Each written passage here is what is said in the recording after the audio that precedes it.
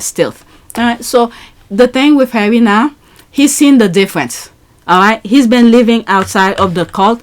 The pain that he used to feel when he's in the UK and the dungeon by himself playing video game. The brother had his family and he was alone. So when he goes over there, maybe this is what he would be thinking about.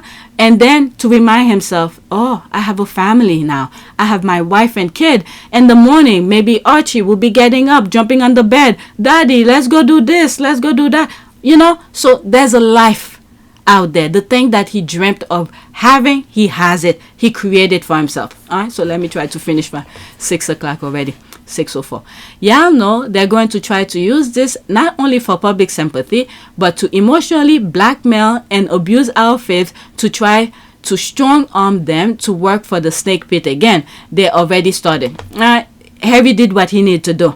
Okay, when he left, he did everything possible. And I said it in some old videos, probably on PYTE. Oh, this video will be for PYTE. He did everything at his power before he left. And then he put the statement out to let people know that he tried everything. The decision that I have made for my wife and I to step back is not one I made lightly. It was so many months of talks after so many years of challenges. And I know I haven't always gotten it right, but as far as this goes, there really was no other option. And it wasn't possible. He said it in the speech where he was leaving to meet Meghan in Canada. And then later on, years later, when he did the docuseries and Spare, we could plug in everything together to see why he said certain things. The private secretaries began to address Granny about the 5 options. Your Majesty, you've seen the 5 options? Yes, she said. We all had. They'd been emailed to us. 5 different ways of proceeding. Option 1 was continuance of the status quo. Meg and I don't leave. Everyone tries to go back to normal. Option 5 was full severance. No royal role, no working for Granny, and total loss of security. Option 3 was somewhere in between. A compromise, closest to what we'd originally proposed. I told everyone assembled that, above all, I was desperate to keep security. That was what worried me most, my family's physical safety. I wanted to prevent a repeat of history, another untimely death like the one that had rocked this family to its core 23 years earlier, and from which we were still trying to recover. I'd consulted with several palace veterans, people who knew the inner workings of the monarchy and its history, and they all said option 3 was best for all parties. Meg and I living elsewhere part of the year, continuing our work, retaining security, returning to Britain for charities, ceremonies, events. Sensible solution, these palace veterans said, and eminently doable. But the family, of course, pushed me to take option 1. Barring that, they would only accept option 5. We discussed the 5 options for nearly an hour. At last, the bee got up and went round the table, handing out a draft of a statement the palace would soon be releasing, announcing implementation of option 5. Wait, I'm confused. You've already drafted a statement? Before any discussion? Announcing option 5? In other words, the fix was in this whole time? But as far as this goes, there really was no other option. This summit was just for show? No answer. He didn't go in full detail when he made the speech, but during the docuseries and Spare, we could see where those things plug in. Alright? So he did everything he can. Now that traveling to the UK to see his father, it's what's gonna happen for him later next week. Because the announcement of him to do the 1 year leading to the INVICTUS in Canada, that announcement was already made public. And then a little bit after, there's the cancer thing. Feel sorry for me. Why are you gonna celebrate when I have cancer? Okay, you have cancer, let me come and visit you. So that's set aside. He spoke to his father, and then now he could go and visit. Any sympathy headlines while he's in Canada, we could forget about it because he already dealt with that. Okay, that is exactly what they are going to do. They've already started.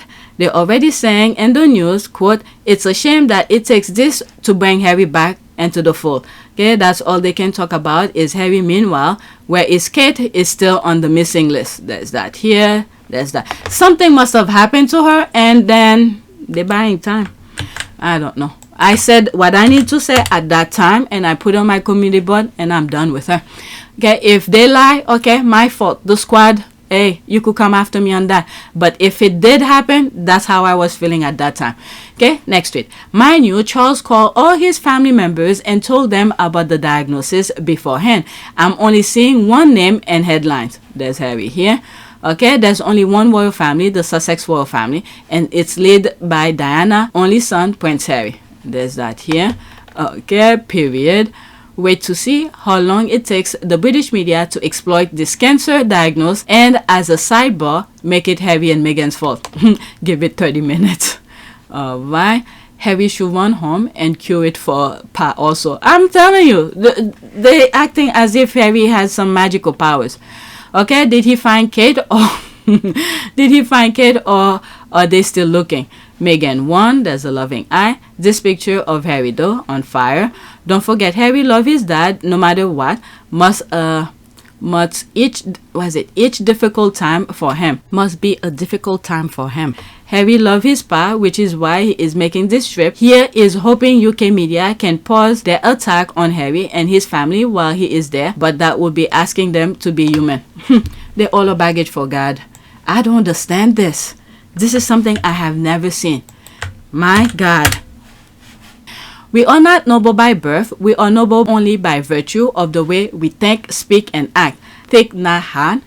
Prince Harry is flying back to the UK to see his father, the king, who is diagnosed with cancer. Prince Harry is such a noble soul. Alright. The reason we love Harry is because he is a good man, not a weak man, but a good man. Harry never wants to look back at his life and know he didn't check on his father. Harry, this is the thing for next week as well, when he goes to Canada. Harry loves his father. He might not like him. There is a differentiation. I trust Harry. Why I trust Harry? And Spare, he spoke very kindly and lovingly of his father throughout the entire book. And then the tabloids span it. Okay, I don't recall William visiting him when he was in the hospital. Exactly. Very worried about Harry's safety. Everybody, all the squad feeling the same thing. Very worried about Harry's safety, and just as worried about Meghan and the babies here. Hope Tyler is suggesting undisclosed location. God bless and protect them. Okay, so after this, that's it. And I'll read mine last. Okay, the man who took away his security when he needed it most, but still to him is his father. He will come and see him, a noble son. God continue to bless him. All right, that's the heart here. Okay, he's holding the legend. I'm talking about the picture up here. He's holding the legend. Charles knows nothing about that. That's why he's looking at the legend like, what is this creature? LOL. Who would have thought that this little legend would be smarter than the guy holding him? LOL. I was making reference to that. Yeah, look at him. He's looking at him like, who is that? It was amazing when they first did that photo shoot. We first got to sort of meet Diana, this woman who was going to one day be our queen, we all thought. And she came across very well. And he came across as this bizarre, stuck-up, sort of 17th century figure. There's a prayer. I'm done.